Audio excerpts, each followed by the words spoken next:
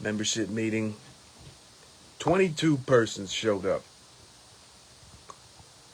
Union president adjourned it. Why? Because of the bylaws. The bylaws state that you need 25 in the meeting. Okay.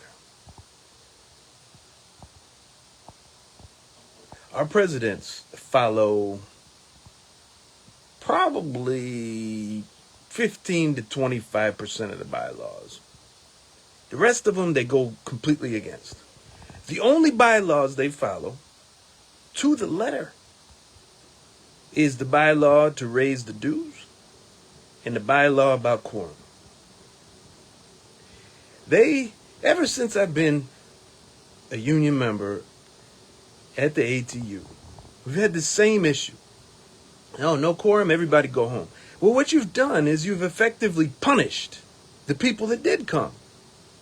You collectively punish, like a goddamn CTA mismanager, everybody. You collectively punish because of a few that don't show up. You had 22 people. We had jobs on the line grievances we could overturn that my fellow union officials thought shouldn't have been sent to arbitration, especially for jobs. And of course, we have my grievances, my class action grievances. One of them was to get members paid for rodeo. And we have new evidence coming in my way about members being paid and told they'd be paid for participation. This has got to stop. And the only way to stop it is to take away all obstacles that keep people from attending membership meetings. And what is that? Virtual. So the international won't let it. The international. In other words, John Costa, the international president, doesn't want it. He is not the boss of the union. The members are the boss. His job and the job of the president, the local presidents, are to make sure that the Constitution of the ATU and the local bylaws are being adhered to. And they don't do that. Their job has now been, we're going to tell you what to do. We're going to do what we want to do. He sent a letter. And our president read it at the executive board meeting, and he said everything about why we need it. And then he said, we're not going to have it because it's not allowed in the Constitution. There's nothing in the ATU Constitution forbidding. Nothing forbidding virtual mass membership meetings, brothers and sisters. There's not a damn thing in there that even alludes to it. We got to get out of this boss mentality that we got to punish the members because a few don't show up and we don't make quorum. All them people showed up. And what happens is psychologically you wear the people down and they say, you know what? I ain't even going to come to these meetings anymore because they're just going to cancel them. Especially for people that come from far away. Okay, the north side, the west side. You know, they'll take 2 buses and a train or hitch a ride or even drive a car. It's just a big burden for them. Why make it so hard? And here's the international president saying it's not allowed. Well, I'm telling you, brothers and sisters, Local 308, if I become the president, if y'all elect me to be president, we will be doing virtual mass membership meetings. We will be doing it. We will be doing it. Now, will King Costa and his peanut gallery here in Chicago try to stop us? Of course they will. But we will go around that. Okay? I'm already doing it every month on my own for members in my online steward class. There's no reason why we can't do it. My son's union, his local, asked me 1215. They're as big as Local 308. They're doing it. Everybody's doing it. Birds do it. Bees do it. Everybody's doing virtual mass membership meetings except ATU Chicago. They say, well, we don't know of any ATU locals that are doing it. Well, of course, most of the presidents are business unionists. They don't want the members to participate in the meetings. Let me explain something to you. I'm executive board. We go to executive board meetings. I have learned and discovered that the executive board meeting is made into a carbon copy at the mass membership meeting. In other words, everything that goes on in the executive board meeting effectively happens in the mass membership meeting. The only difference is the membership has a chance to override the decisions to not arbitrate certain grievances.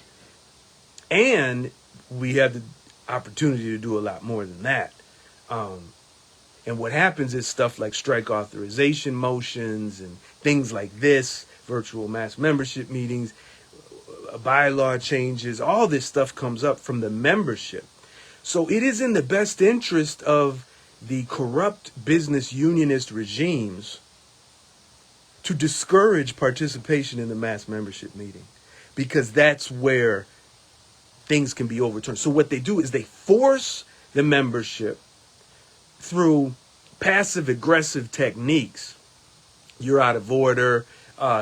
We have to follow this motion, or you have to do this Robert's Rules of Order, parliamentary procedure, and they steamroll the members with this stupid, arcane, I call it Robert's Rules of Disorder. Yes, that's what I called it. You can have plain English meetings, or Spanish, depending on who's there and what language they speak. You can have plain English meetings. It's done. It's doable. And that's another thing we'll do if I'm president. Yeah, I'll get rid of all this silly with your little gavel. Hey, you're out of order. You're out of order. You know, get out of here. All you need is a timekeeper. Keep your timekeeper. The bylaws actually give you 5 minutes. Everybody gets 5 minutes. That's the bylaws. Bylaws say if anyone says anything disparaging, that's a fine of $5. It's all real simple. It's in the bylaws, but do they follow it? No. The only bylaw they follow is to cancel for no quorum. So we lost big last night. But I want to encourage those, all of us, that the ATU Constitution, I don't remember exactly where, but it says for every meeting adjourned for no quorum, you're going to get credit for attendance. So every single time our meetings are adjourned for no quorum, everybody gets a meeting credit. And do you know what that means? That means we have more people that can run for office. Yeah. So we could replace everybody there in Local 308. Everybody with your meeting. So every time there's no quorum, I want you to keep track of that and give yourself a credit for meeting attendance. And then try to go to a meeting on a Saturday or a Tuesday and then run for office. Because I'm running for president. I'm telling you, most of the people on that board are open enemies of the membership and definitely opponents to anything I say or do.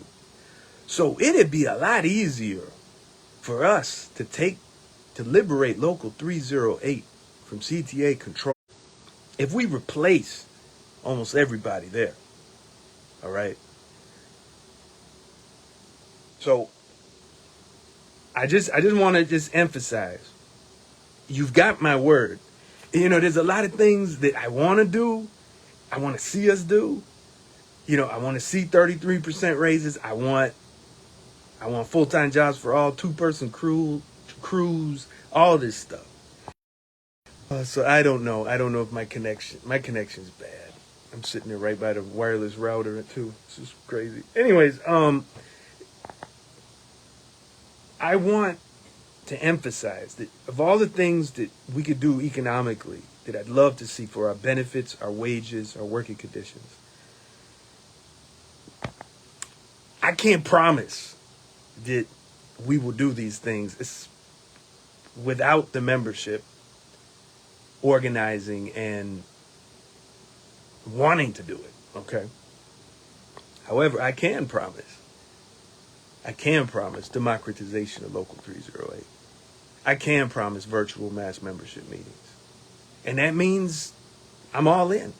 So if John the King Costa and his peanut gallery or the or the or the cops or the police or the government or whatever wants to shut us down because we're having virtual mass membership meetings and remove me from office and all that stuff, fine. That's what we're going to do. It's going to be virtual mass membership meetings. We're going to do it. I mean, it's just, we're going to do it. So you don't make your support for me public. Don't let these other union officials know that, yeah, Brother Eric's right. Virtual mass membership. We need to do that. I support him.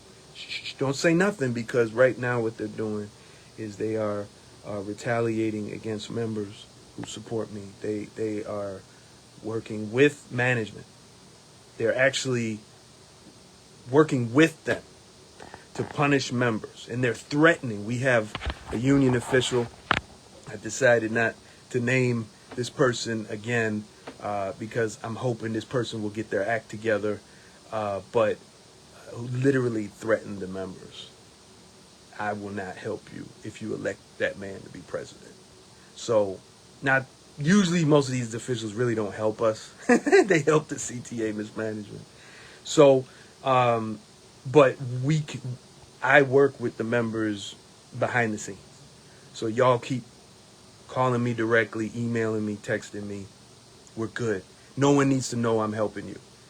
If I help you write a grievance, no one needs to know that I helped you write the grievance. I don't need you to acknowledge me.